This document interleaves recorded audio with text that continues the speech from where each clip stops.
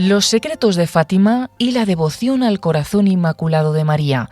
Se trata de una conferencia de la hermana Ángela de Fátima Coelho, religiosa portuguesa, superiora general de la Congregación Alianza de Santa María, que fue postuladora de la causa de canonización de los santos Francisco y Jacinta Marto, y es la actual vicepostuladora de la causa de la hermana Lucía, declarada venerable en 2023. Estas conferencias fueron impartidas en Toledo, en el aula de Teología desde el Corazón de Cristo, en febrero de 2026, como parte de un curso titulado Fátima, Escuela de Santidad. Hoy van a escuchar la segunda de estas conferencias.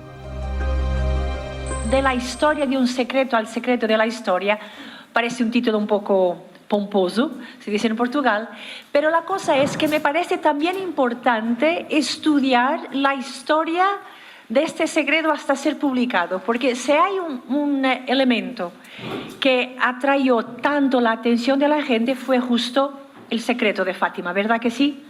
Como sabemos, fue publicado en el año 2000. Hasta el año 2000 tanta gente me hacía preguntas sobre la tercera parte del secreto. Yo preguntaba siempre, ¿pero ustedes saben la primera y la segunda? Y casi nada sabía, ni la primera ni la segunda. Nosotros somos así, ¿verdad? Podemos saber todo este libro, pero si hay una página, porque el secreto de Fátima es una página, dos, que no sabemos, es lo único que nos interesa. Y esto es ya una grande lección para nosotros, ¿no? ¿Cuántas veces preguntaban a Lucía por el secreto? Ella decía, miren, procura de vivir lo que sabes y no tendrás tiempo ni para pensar en este poco que no sabes. Pero nosotros somos así, bueno, hijos y hijas de este tiempo de curiosidad, pero vamos a ver un poquito entonces lo que se pasó con este secreto. Tarcisio Bertone y más tarde Benedicto XVI también han dicho esto: Fátima es sin duda la más profética de las apariciones de María. Estamos así dentro de esta grande dimensión profética. Si en el primer tema os hablé de un aspecto de la dimensión mística, la Eucaristía presente en Fátima, aquí nos vamos a tratar un poco de esta dimensión profética. Y una profecía, para ser auténtica, tiene que tener dos dimensiones. Denuncian algo que está mal, pero anuncian la salvación. ¿Cómo? En Fátima hay una denuncia del desprecio y de la negación de Dios, de la decadencia moral, el desprecio por el ser humano, porque el pecado también es desprecio por el ser humano, pero hay el anuncio de la salvación. Y ya iremos a ver cómo se ve todo esto en el secreto de Fátima, esta doble dimensión. Para ver un poco la historia, todo el secreto, que es apenas uno, fue visto el 13 de julio de 17. Después, y empezó a ser conocido así, la primera y segunda partes, dos cenas, fueron escritos por Lucía al final de agosto de 41, siempre por obediencia al obispo que le pedía para saber. Del cielo de Dios, de Jesús, recibió la indicación de la Virgen que la tercera todavía no. La cosa es que en el 43, y la hermana Lucía estaba en España en esta época, se queda muy enferma y se piensa que va a morir, pobrecita. Desde 43 piensa que va a morir prácticamente cada año y se murió en el 2005. Pero don José, el obispo de Fátima, Leiria Fátima, le pide que escriba la tercera parte. Y aquí se pasa una cosa que da también origen a alguna polémica actual, sobre todo cuando se publica el libro Un camino bajo la mirada de María. Es que es donde las carmelitas de Carmelo de Coimbra empiezan a publicar algunas partes de su diario. Lo que se pasó es que Lucía, en el 43, y es una mujer muy obediente, y ya iremos a ver mañana, no sabe cómo, no consigue escribir la tercera parte del secreto, ¿no? Escribe una carta tranquila, va a escribir la tercera parte y está en lucha porque por una parte el obispo le manda a escribir el secreto, ella quiere obedecer, pero no consigue. Entonces, en el 3 de enero de 44, Lucía va a hacer una hora de adoración particular, especialmente pidiendo al Señor, Señor, ¿puedo o no puedo responder al obispo? ¿Puedo o no puedo? Y entonces, en este momento en que Lucía estaba haciendo una hora de adoración, pidiendo al Señor luz para ver si debería o no escribir el secreto, en este momento ella tiene una otra experiencia mística, que no hace parte del secreto. ¿Me explico? Es una experiencia donde siente de nuevo las convulsiones, las montañas, los ríos, destrucción. Bueno, cuando termina esta atmósfera del sobrenatural, el Señor le dice, va y ahora escribe la tercera parte. Marcha a su cuarto y escribe la tercera parte. Ahora, cuando esto fue publicado, mucha gente empezó a decir, miren, ven, hay algo escondido. Todavía un otro secreto. No ha. La experiencia que la hermana Lucía tuvo en este 3 de enero fue nada que ver con el secreto de Fátima. ¿Okay? Fue una experiencia personal, de nuevo, de destrucción, de sufrimiento.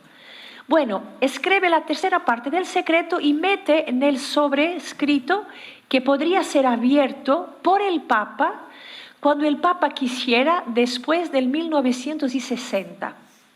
Le preguntaron por qué esa fecha y le dijo, ella me parece que antes no se iba a entender. Bueno, así fue. En 17 de junio de 44 entrega al obispo de Leiria. En fin, quieres que esté seguro que nadie va a abrir, no manda por correo, encuentra una persona de confianza. Y sabemos toda la trayectoria de este sobrescrito. Está publicada en un libro del Santuario de Fátima que se llama propio El Secreto. Sabemos toda la trayectoria. Bueno, para simplificar, en el 57 llega a Roma, entonces era el Santo Oficio, la Congregación de la Doctrina de la Fe, que ahora es el Dicasterio de la Doctrina de la Fe, y es conservada en los archivos. Sabemos que Juan XXIII ha leído el secreto después del 17 de agosto de 59. Mete en su diario incluso las personas que lo leyeran con él. Incluso estaba un traductor de portugués para italiano. El Santuario de Fátima, para tener certeza, ha interrogado a Loris Capovilla, el secretario de Juan XXIII, que se ha muerto hace pocos años. La pregunta era, ¿Juan XXIII ha leído o no ha leído? Sí. ¿Por qué no decidió publicar? No sabemos. Aquí estamos. Juan XXIII ha leído el secreto. También Pablo VI. En el 25 de marzo de 65. Y déjeme deciros que Pablo VI es el primero papa a sufrir un atentado. En noviembre en Manila de 70. ¿Ok? El primer atentado no fue de Juan Pablo II. El más famoso. Pero Juan Pablo VI ha sufrido un atentado con sangre, con una faca, no sé cómo se dice, en Manila. Pero el secreto no sabemos por qué decide no publicar. Sabemos que Juan Pablo II, que fue electo papa en el 78, octubre, no se interesó por el secreto. Ni el 79, ni el 80. Era muy mariano, totus tuus, pero la devoción de Fátima todavía no le había tocado el corazón. Hasta el día 13 de mayo de 81, que fue, sí, este grande, famoso atentado, y cuando se recuperó en la clínica Gemelli, Juan Pablo II pide toda la documentación sobre Fátima, y claro, ahora que lo sabemos, imaginémonos nosotros en el lugar de Juan Pablo II, con una quirugía, en un atentado en el Día de la Virgen de Fátima, a leer el secreto. Obviamente su pontificado cambió, es su mirada para Fátima también. El secreto no sabemos por qué no lo ha decidido publicar inmediatamente. Sabemos sí que quería evitar el sensacionalismo. Quería evitar visiones demasiado, complicadas y de teorías de conspiración, ¿no? Juan Pablo II no quería eso.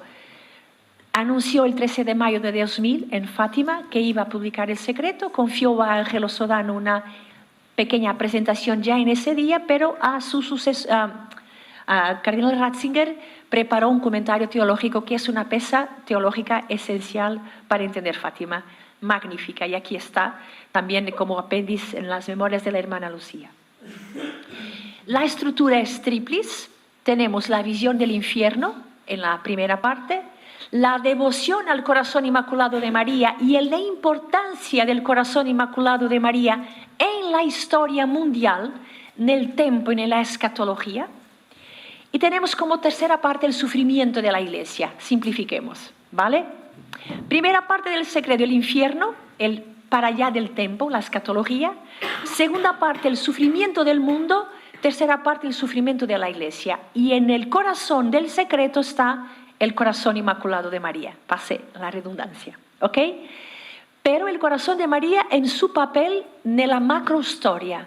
Después hablaremos de María en nuestra historia personal. Pero en este momento, en el secreto, precisamente porque estamos hablando de la dimensión profética de Fátima, es el papel de María en la historia mundial. Que es curioso como aquí el Señor la mete. Bueno, no voy a leer, pero este es todo el texto del infierno como Lucía lo ha escrito, y les muestra a la Virgen el infierno justamente utilizando las imágenes de la predicación de esa época. Era así que se predicaba, que se hablaba, hablaba del infierno, como un fuego debajo de la tierra, con los...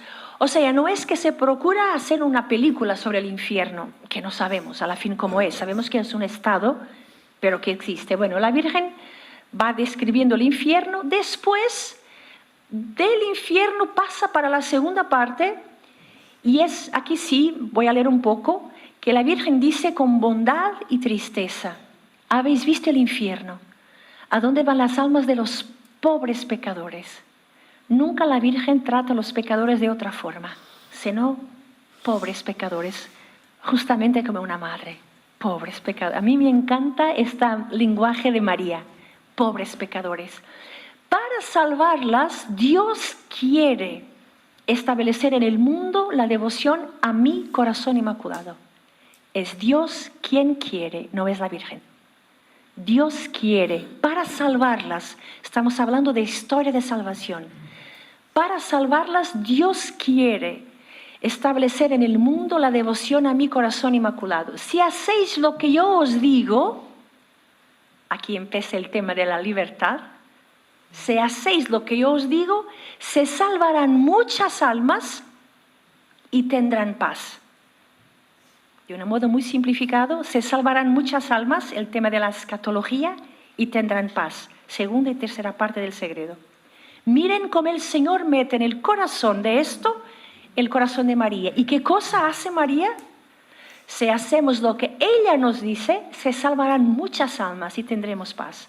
Dos temas que el Señor confía al corazón de su madre, de nuestra madre. La historia de salvación y la paz en el mundo. Si no, la guerra terminará, pero si no dejaren de ofender a Dios, miren, se hacen, salvarán muchas almas y tendrán paz, pero si no hacen, una guerra peor, una luz desconocida, persecuciones a la Iglesia, al Santo Padre. Para impedir la guerra, ella vendré a pedir la consagración de Rusia a mi corazón inmaculado y la comunión reparadora de primeros sábados. No pide, vendré a pedir el futuro, ¿ok? Sabemos que es Pontevedra y Tui, 25 y 29. Si atienden a mis peticiones, increíble, de nuevo nuestra libertad. Si atienden mis peticiones, Rusia se convertirá y tendrá paz. Si no, esparcirá sus errores por el mundo, provocando guerras, persecuciones a la Iglesia, etc. Al final, mi corazón inmaculado triunfará. El Santo Padre me consagrará a Rusia, que se convertirá y se concederá al mundo un tiempo de paz. En Portugal se conservará siempre el dogma de la fe. Aquí entramos en la tercera parte del secreto. Así, la segunda parte, toda la guerra mundial y el sufrimiento mundial, y el tema del corazón de María, como aquella que si hiciéramos lo que ella nos dice, se salvarán muchas almas y tendremos paz. ¿Vale? Aquí estamos. Tercera, un momento. Primero vimos a la izquierda de Nuestra Señora, un poco más arriba. Así, ella está presente en la tercera parte del secreto. No nos olvidemos de esto. Nuestra Señora, un poco más arriba, en un ángel con una espada de fuego en la mano izquierda. A centellar despedía llamas que parecían encender el mundo, pero se apagaban al entrar en contacto con el resplandor. De nuevo la luz de la Virgen. La luz de la Virgen que anuda esta espada de fuego.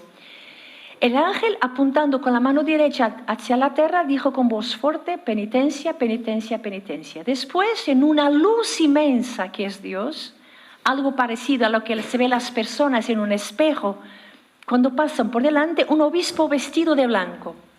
Tuvimos la sensación que era el Santo Padre. Varios obispos, sacerdotes, religiosas, subían una montaña escarpada, o sea, caminaban por un camino difícil, en cuyo cima había una grande cruz.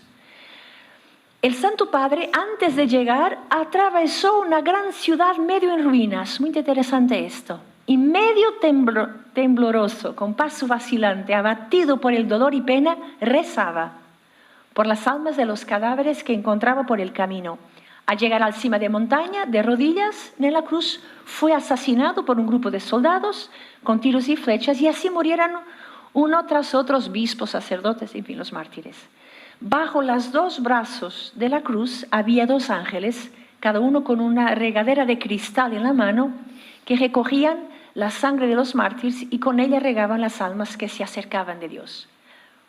Esto es el secreto. ¿Okay? Ahora vamos a entrar a algunos elementos. Sentido teológico. Primero, esta categoría de profecía, una lectura de los acontecimientos históricos a la luz de la palabra de Dios.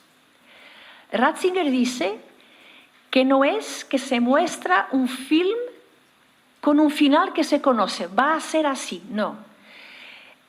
Ratzinger y otros teólogos explican que esto entra dentro de la categoría del Antiguo Testamento que se llama los oráculos de amenaza. Es Dios dice, yo hago esto, pero de hecho no quiere hacer. Por eso llama en campo nuestra libertad. Es como cuando un padre quiere coger al niño, dice, mira, si no te hagas lo que yo te digo, te parto todo. El papá no quiere partir todo a los niños, pero quiere que cambie. Es dentro de la categoría que algunos teólogos encuentran. O sea, es llamar atención lo que puede pasar si yo no me cambio, si no me convierto. Pero que soy llamado, haciendo lo que la Virgen dice, a cambiar de mal en bien. Este es el grande sentido teológico del secreto. De hecho, en una perspectiva escatológica, la denuncia profética del infierno. El infierno es una realidad. Creíamos o no creíamos, el infierno existe, es un dogma de nuestra fe. Y es una real posibilidad cuando radicalmente rechazamos a Dios. En una perspectiva histórica, hace una denuncia de todo lo que provoca la crisis, de guerra, de hambre, comunismo ateo, y las causas de todo esto es el pecado. Obviamente es la denuncia del pecado, del mal, que todavía está aquí, dentro de mí. No es dentro de los otros, es dentro de mí. Yo en mí tengo esto. Y el Señor me viene a llamar atención, mira que en ti habita esto. No es, ¿entiende? No es para los otros. No, aquí está, en nosotros pasa esto. Y hay una llamada a la conversión y penitencia, pero hay también un anuncio de esperanza. En dos palabras, al final mi corazón inmaculado triunfará, y esta misteriosa promesa de que en Portugal se conserve el dogma de la fe. Pero tenemos que trabajar mucho también en Portugal para esto. Interesante. Así que hay una denuncia del pecado, que es la raíz de todos los males. Hay una denuncia de esta real perdición del infierno que existe y que no nos podemos olvidar, pero también una llamada a mi responsabilidad en la historia. María efectivamente plantea la cuestión clara de la salvación. No es fácil. Naturalmente también usamos un lenguaje simbólico en Fátima, como ha utilizado Jesús cuando hablaba del alejamiento de Dios, el fuego de la gehenna, hoguera ardiente, fuego eterno, tinieblas. Pero la cuestión que el lenguaje sea simbólica no significa que la realidad no exista. ¿Me explico? Y esto aquí está claro también en Fátima. La pena principal del infierno, sabemos, es esta separación de Dios. Dice el Catecismo de la Iglesia Católica, la enseñanza sobre el infierno constituye un llamamiento a la responsabilidad con la que el ser humano debe usar su propia libertad en vista de su propio destino externo. O sea, podemos elegir amar a Dios o no. Y esto es lo que nos da la dignidad.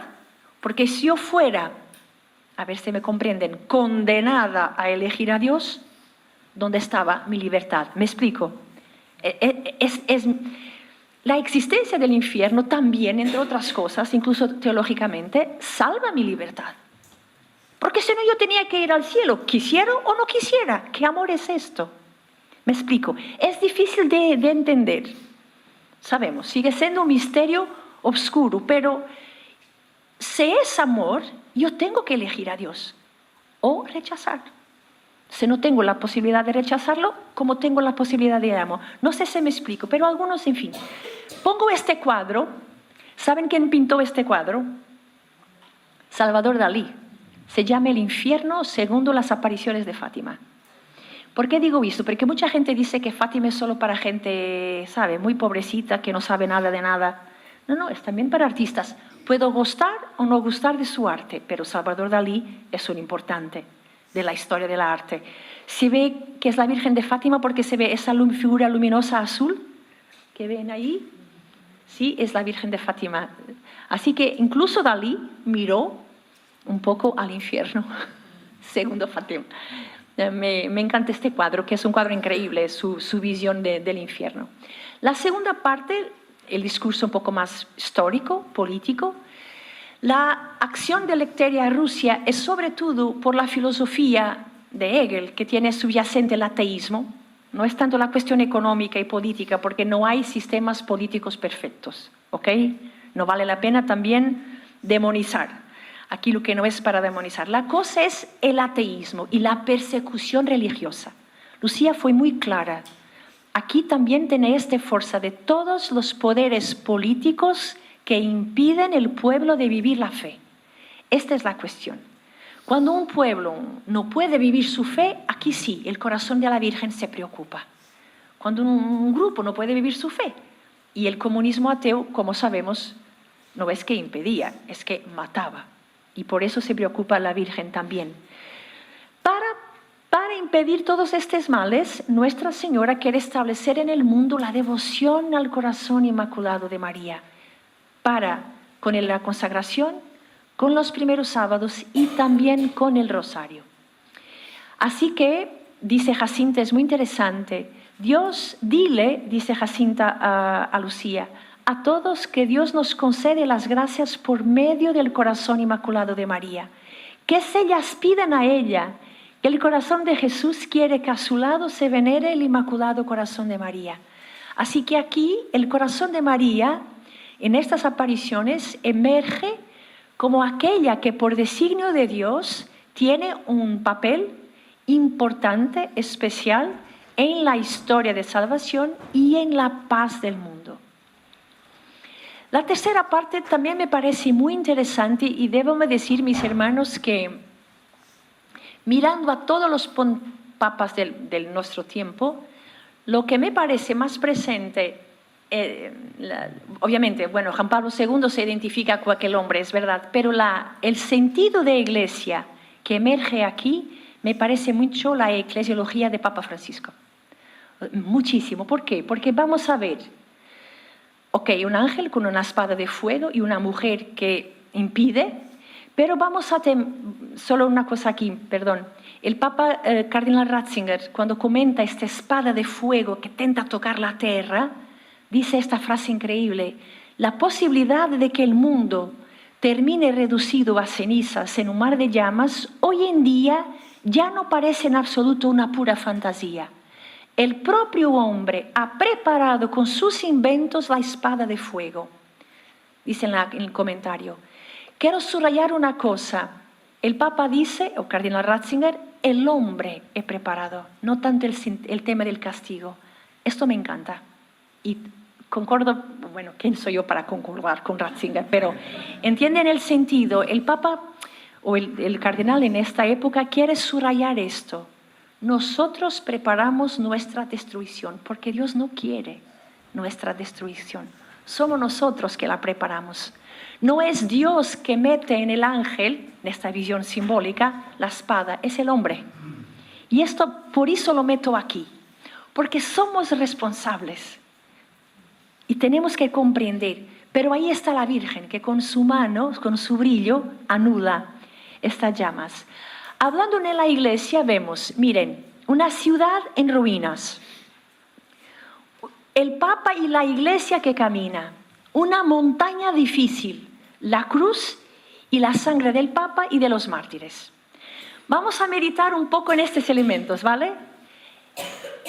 La meta de la historia es la cruz, está claro. Todos van a caminar, pase lo que pase, van a caminar hacia la cruz.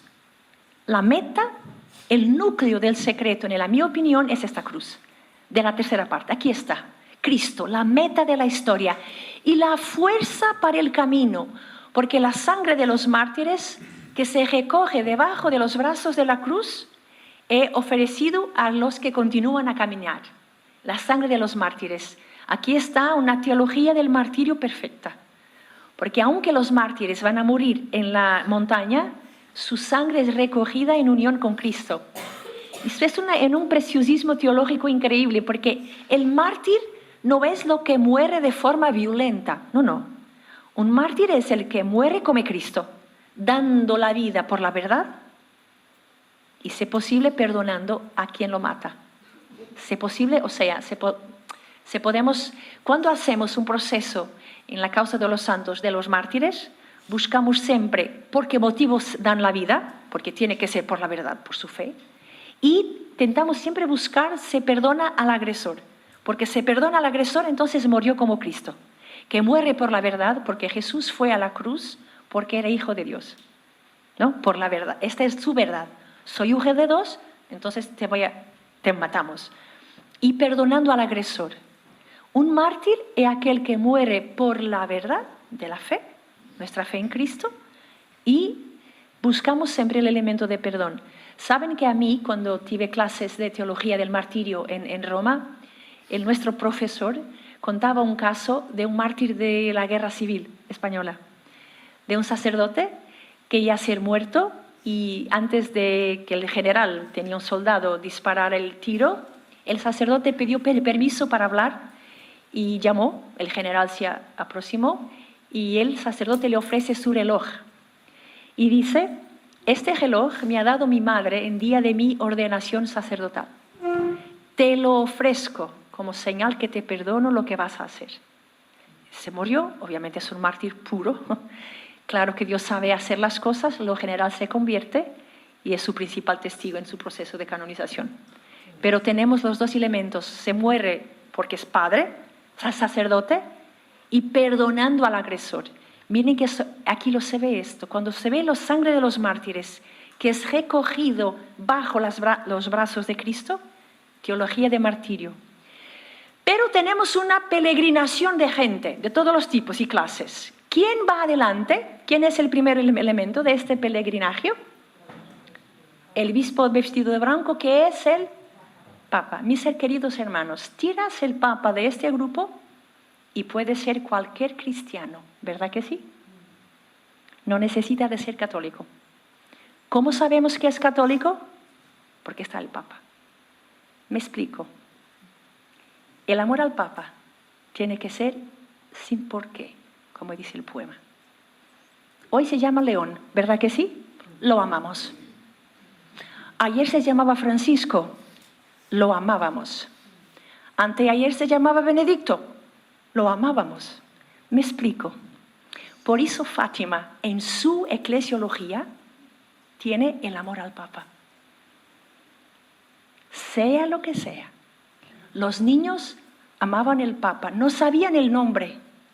Jacinta, sobre todo, tuvo 2 apariciones específicas del Santo Padre y desarrolló un amor tan intenso por el Papa que Juan Pablo II, que nace después de Jacinta morir, en su beatificación dice: quiero agradecer a la Jacinta por todos los sacrificios que ha hecho por el Papa.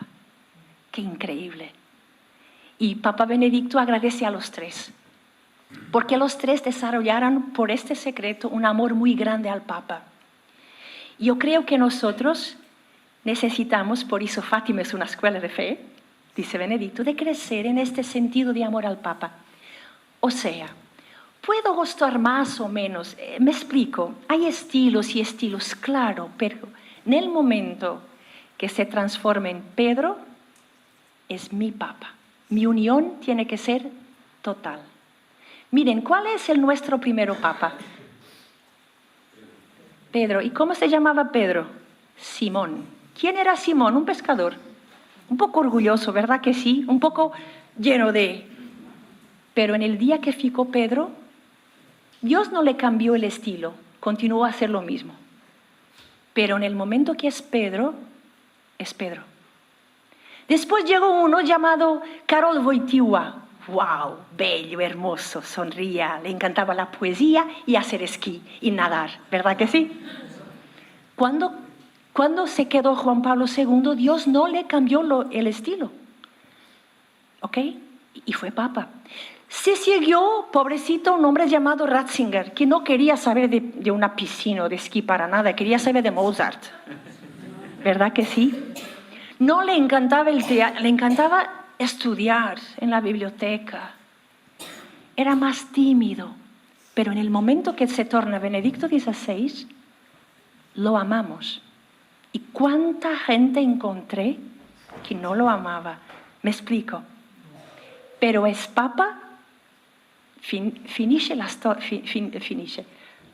termina la historia. Es mi papa, lo amo. Después venga un hombre, Jorge Mario Bergoglio, de Argentina, jesuita. ¿Cómo Dios le va a cambiar? No va a cambiar. Pero se torna Francisco, lo amo. Creo que me están entendiendo. Amamos, porque si no, tiras el papa y dejas de ser católico. Puedes te mantener cristiano, claro, segues a Cristo, es la meta, pero es el papa que te vincula en este secreto, que te vincula a nuestra iglesia.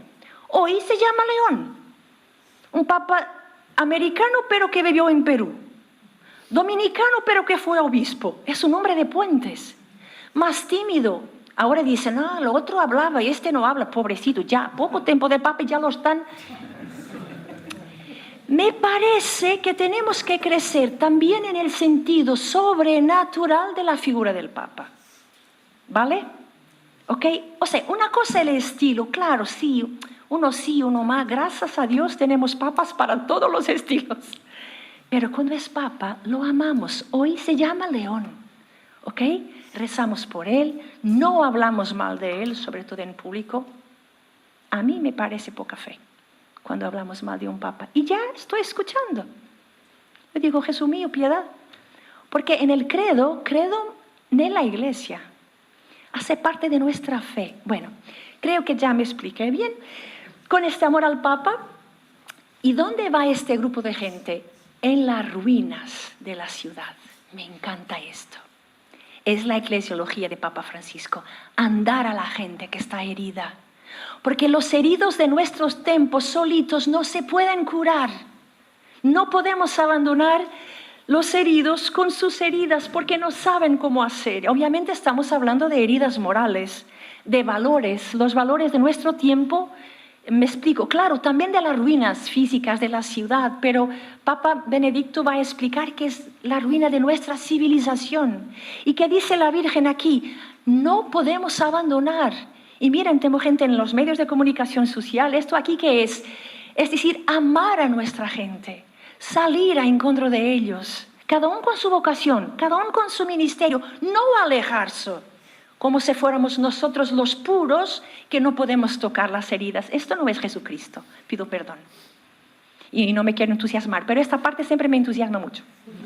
Sí, porque corremos este riesgo también hoy, de nos alejarnos tanto que olvidamos que somos llamados a asumir las ruinas de nuestro tiempo, porque para este tiempo el Señor nos creyó. ¿Creyó? Sí, amar nuestro tiempo, amarlo.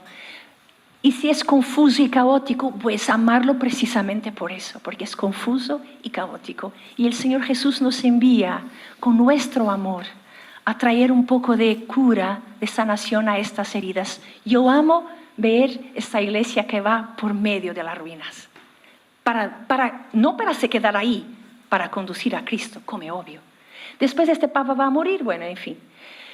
El sentido permanente del segredo, dice Ratzinger, no es mostrar una película sobre el futuro ya fijado irremediablemente, sino todo lo contrario. El sentido permanente es movilizar las fuerzas del cambio para el bien.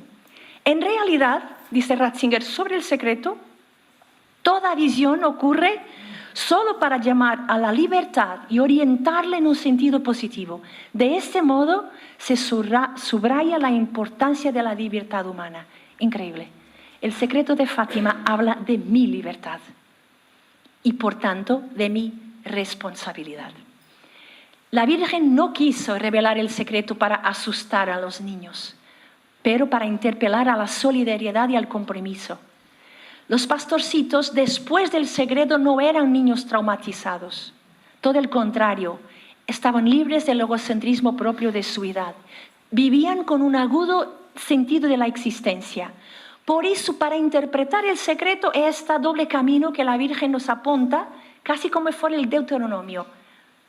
Vos muestro el camino del bien y del mal, dice el Señor. Elige el bien para vivir.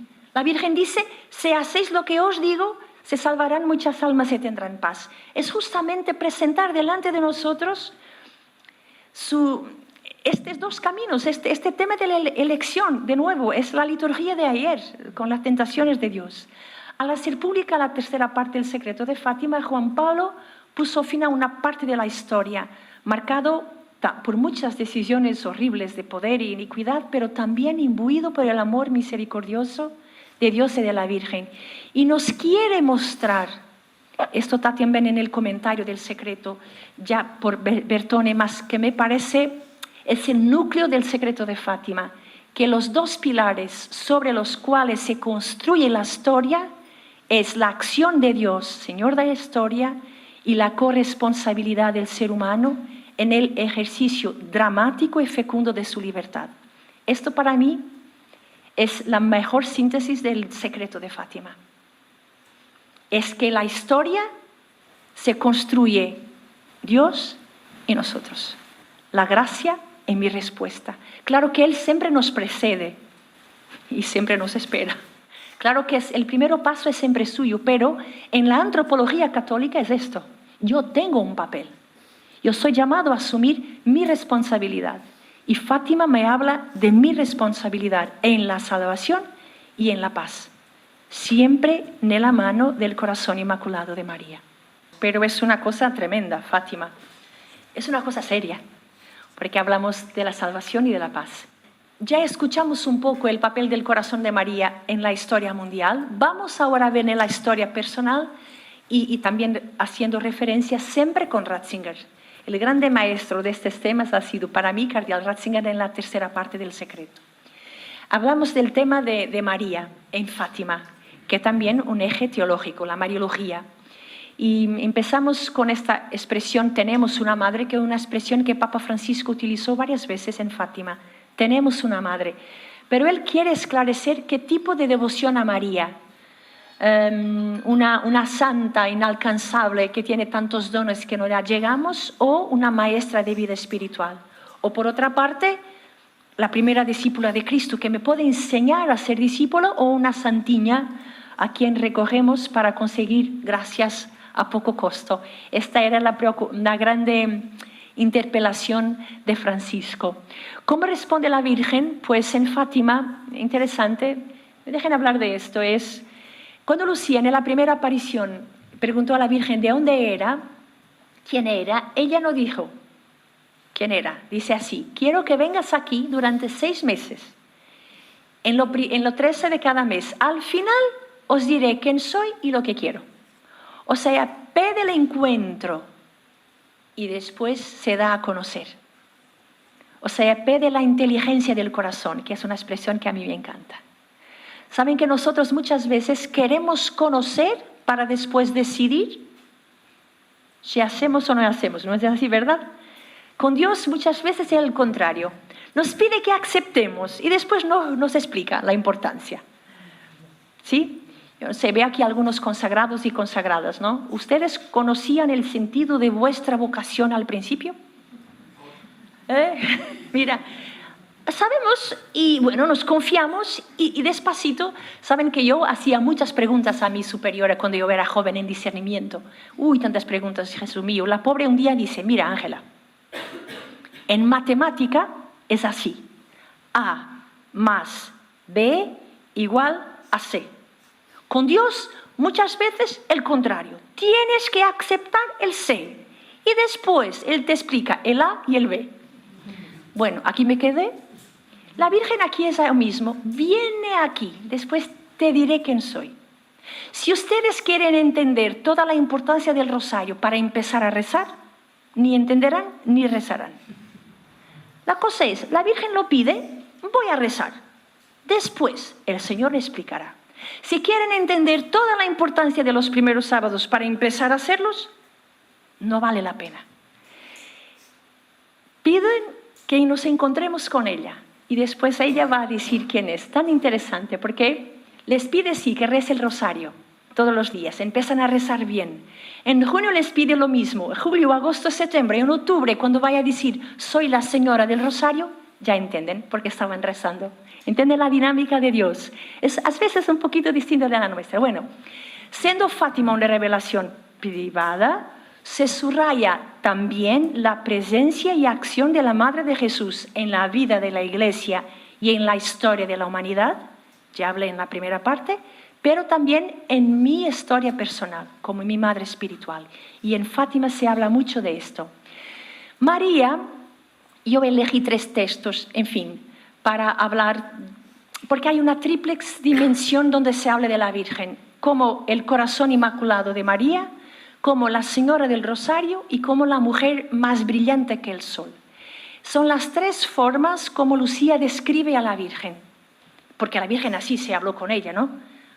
Mi inmaculado corazón, soy la Señora del Rosario y una mujer más brillante que el sol. Voy aquí a enfocarme apenas en el corazón inmaculado de María, porque es el tema que me han pedido, y vamos a ver que está presente desde el principio, pasando por junio hasta julio, que terminé de explicar, después en Pontevedra y en Tui, que hablaré mañana. Ahora vamos a hablar apenas de las apariciones del ángel y vamos a ver características del corazón de María y sobre todo llegar a junio y me voy a terminar. Primera aparición del ángel. Los corazones de Jesús y de María están atentos a la voz de vuestras súplicas. Así que desde el principio el corazón de María aparece muy unido al corazón de Jesús, porque así fue toda la vida. Desde que Jesús se encarnó en la Virgen, era el único corazón que batía. Aliás, estábamos hablando de eso, ¿no? El corazón humano de Jesús, quien lo dio fue la Virgen. Punto. Basta. ¿Ok? Humanamente, la parte humana de Cristo, la única dadora de la parte humana es María, porque San José no es ella. Si todo, y esto es un milagro, obviamente. Pero el corazón de María unida de Jesús, ¿qué cosa hacen? Están atentos.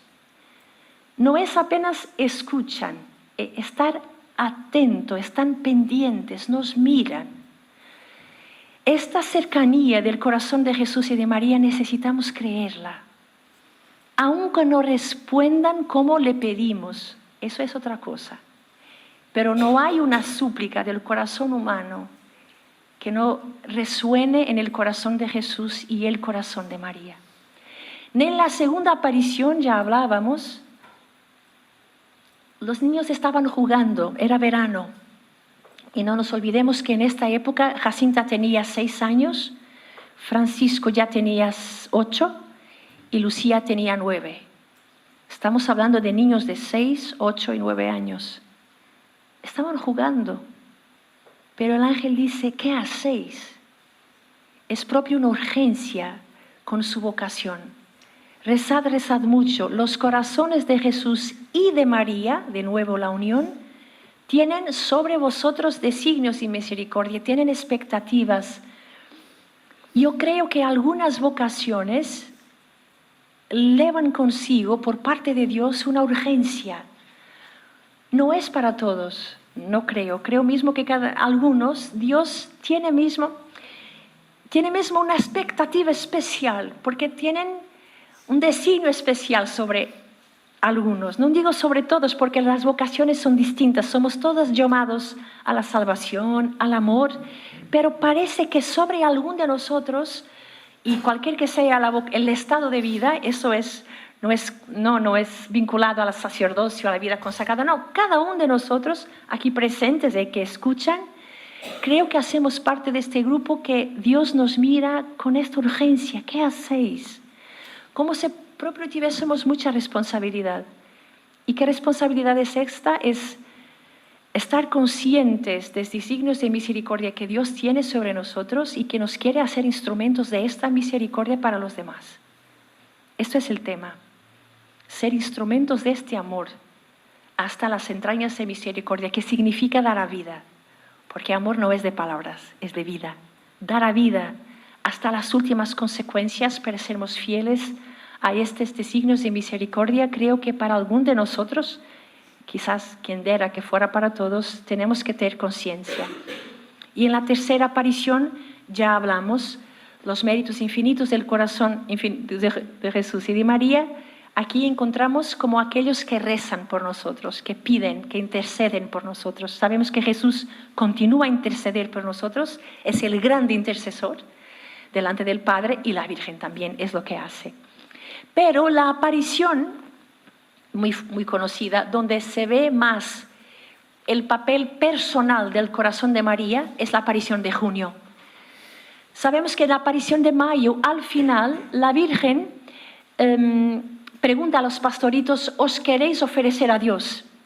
Respondieron: sí queremos. Entonces la Virgen dijo: entonces tendréis mucho que sufrir. Pero la gracia de Dios será vuestro conforto, siempre la palabra de salvación al final. Lo que los pastorcitos no sabían es que el sufrimiento empezaba aquel día. Y alguna gente me dice: mira, hermana, que la Virgen ha sido un poco dura. Estaban apenas diciendo que sí, ya estaba diciendo que van a sufrir. A mí me parece el Evangelio. Quien quiere venir a pos mí, negue a sí mismo, tome la cruz y sígame. Es la única condición del discipulado, estar preparado para sufrir. ¿O es distinto la interpretación que ustedes dan? ¿Ok? Me explico, ¿ok? Quien quiere vir a pos mí tiene que tirar un curso en la Universidad de Toledo. Ah, no es así. Okay. ¿Quién quiere vir a pos mí, negue a sí mismo, tome su cruz y sígame? O sea, la grande predisposición, la única que el Señor pide, ni pide que seamos santos, ni pide que lo amemos mucho. Pide: si quieres vir a pos mí, toma tu cruz. A mí me parece clariño. ¿Me explico? Clariño. Me parece sencillo. Entonces, ¿por qué extrañamos que la Virgen diga: oye, entonces tendrán que sufrir? Pero la gracia de Dios será vuestro conforto. Los sufrimientos empezaron ese día porque Lucía, a pesar de pedir que los otros dos no dijeran nada a nadie, la pobre Jacinta, pobrecita, tenía 7 años, ¿no? Y fue de la Cova de Iría a su casa, 2 kilómetros, saltando de alegría entre: te lo juro, te no digo nada, ay, qué señora tan hermosa. No, te lo prometo, no digo nada, ay, pero que es tan hermosa. Bueno, entiende, ¿no? Cuando llegó a su madre, 7 años, dijo: hemos visto a esta Virgen. Bueno, y decía Lucía: ¿pero por qué has hablado, Jacinta? Y Jacinta me da una respuesta que me parece propio, una respuesta pascual. Tenía acá adentro una cosa que no me dejaba estar callada. ¿No es esto el contacto con el Señor resucitado de Magdalena? ¿No? Tenía acá adentro una cosa. Ay, quien diera que nosotros nos tenésemos acá adentro una cosa que no nos dejara estar callados. Bueno, Jacinta habló. Sus papás la creyeron, sobre todo en Francisco. Papá llamó Francisco y dice: oye, Francisco, ¿es verdad lo que tu hermanita está diciendo? Sí, papá, es verdad. Hemos visto a la Virgen. Bueno, entonces es porque es verdad, porque mi Francisco jamás ha dicho una mentira. Increíble, ¿no? Y lo creyeron. La mamá de Lucía, el contrario: tú no eres buena el suficiente para tener visto a la Virgen, estás mintiendo. Era la lógica del mérito. Nadie se merece ver a la Virgen. Entonces no la creyó y empezó a hacerla sufrir tanto. Los vecinos incluso la pegaba así para que ella negara, que Lucía sufrió tanto. Y en un mes, que en mayo, 13 de mayo, ¿os queréis ofrecer a Dios? Sí queremos. Junio, un mes de sufrimiento. Primera pregunta: por favor, Virgencita, llévenos al cielo. Ya no querían más. A mí me encanta este diálogo. Para mí es uno de los diálogos más humanos de Fátima. Por favor, llévenos al cielo. Y la Virgen dice sí. A Francisca y a Jacinta llevaré muy pronto. Pero tú te quedas aquí un poco más. 80 años. ¿Sabe, padre? Yo creo que Dios no sabe nada de nuestro concepto temporal. No tiene ni idea qué cosa significa mucho tiempo o poco tiempo. Bueno, estoy bromeando. Tú te quedas aquí y ha dicho por qué. Esta es la cosa interesante. Porque tú te quedas para difundir en el mundo la devoción a mi Inmaculado Corazón. Dios quiere establecer en el mundo la devoción a mi Inmaculado Corazón. Sabemos por la respuesta que Lucía ni se da cuenta que estaba recibiendo su vocación. Ella escuchó la primera parte. Mira, tenemos una niña con 10 años que nadie le cree. Los únicos que la creen son sus primitos y la Virgen le está diciendo que van a morir. Claro que reaccionó de una manera muy humana. Entonces me quedo aquí sola. Cómo me encanta esto, es el tema de la soledad. Me quedo aquí sola. ¿Verdad que es transversal a cada uno de nosotros? Podemos tener una familia maravillosa, una comunidad religiosa perfecta, yo qué sé, que más tarde o más temprano nos toca la soledad, que duele mucho. Y la Virgen le dice, no, hija mía, yo jamás te dejaré. Mi corazón inmaculado será tu refugio y el camino que te conducirá hasta Dios. Y os digo que ha sido la gran fortaleza de los más de 80 años que Lucía vivió, que el corazón de María no la dejaba. Esto es un poco el papel del corazón de María en nuestra vida. Pero ¿qué significa tener devoción al corazón de María? Porque muchas veces para nosotros devoción es flores y velas. Miren, son importantes. Son señales de amor. Pero el problema es cuando estas cosas que son secundarias se tornan en absoluto. Entonces, ¿qué dice Ratzinger cuando explica la devoción al corazón de María? Y aquí fue cuando yo empecé a amar a este hombre, a Cardenal Ratzinger, digo, ¿no? Futuro Papa Benedicto. Porque él, y les voy a decir lo que él dice, cuando habla del corazón de María, en el secreto de Fátima, en la segunda parte dice, para la salvación de las almas, para la paz del mundo, la solución ofrecida por Dios, muy extraña para una mentalidad anglosaxónica y germánica, estaba hablando de él, es el corazón de María. ¿Entiende lo que el cardenal está diciendo? Está diciendo qué solución extraña que Dios da para la salvación del mundo y para la paz. Es la devoción al corazón inmaculado de María. Esto, él dice, es una solución muy extraña para una mentalidad anglosaxónica y germánica. Pero el cardenal no dice, es una solución extraña, quizás los pastorcitos se han equivocado. No, él dice, es una solución extraña, pero vamos a enfrentar. Aquí lo vamos. Porque aunque para él, con una mentalidad germánica que era la suya, asume con tanta humildad, qué raro, que el corazón inmaculado de María sea así tan importante, pero con la misma honestidad intelectual que conocemos de Ratzinger, enfrenta el problema. ¿Y qué cosa dice Ratzinger? Dice, cuando en la Biblia hablamos de corazón, no hablamos del músculo, hablamos de la persona toda. ¿Dónde confluye su inteligencia, su memoria, su libertad, su afectividad? ¿Vale? Así cuando hablamos que María guardaba todo en su corazón, cuando hablamos del corazón de María, hablamos de María total.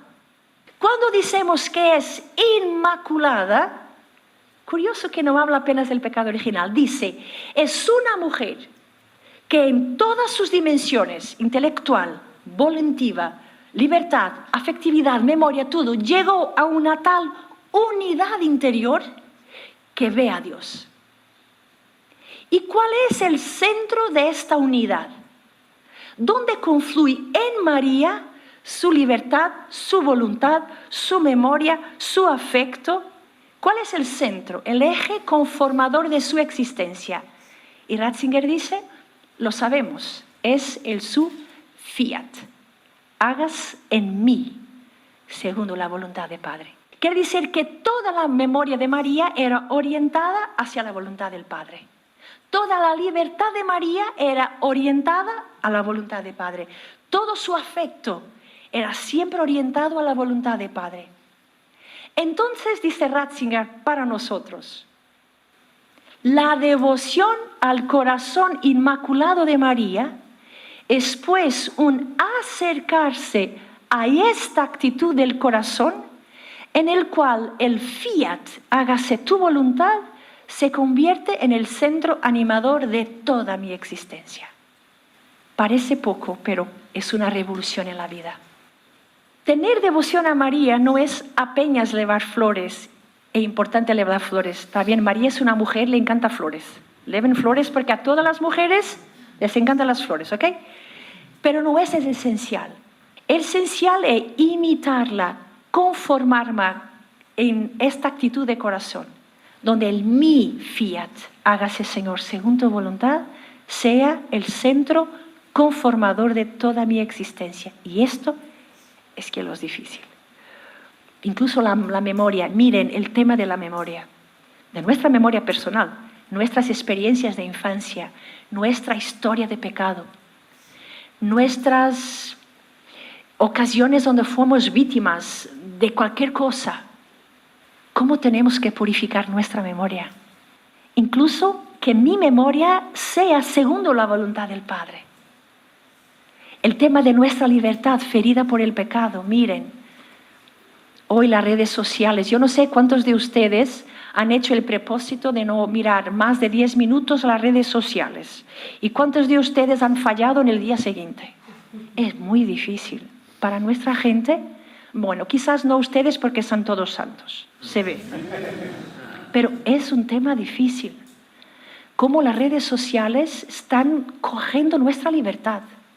Pues sacar el celular, no veo. Uf, a mí me cuesta mucho. Tengo que decir la verdad. Yo no tengo redes sociales por miedo de mí, porque no sé si soy capaz de aguantar. Este tema, la voluntad de Dios, ser mi centro conformador. ¿Cuántas veces preguntamos a Dios qué quieres de mí? Pensamos que es elegir la vocación y está. Bueno, yo soy consagrada y ahora tengo que preguntar en cada día lo que el Señor quiere de mí, porque cada día tengo que elegir, cada día, cosas pequeñas, pero cosas grandes. Esta es la verdadera devoción al corazón inmaculado de María. Acercarme de esta actitud en que el fiat sea el centro. Miren como una rueda, ¿no? El eje tiene que ser, Padre, hágase en mí según tu voluntad.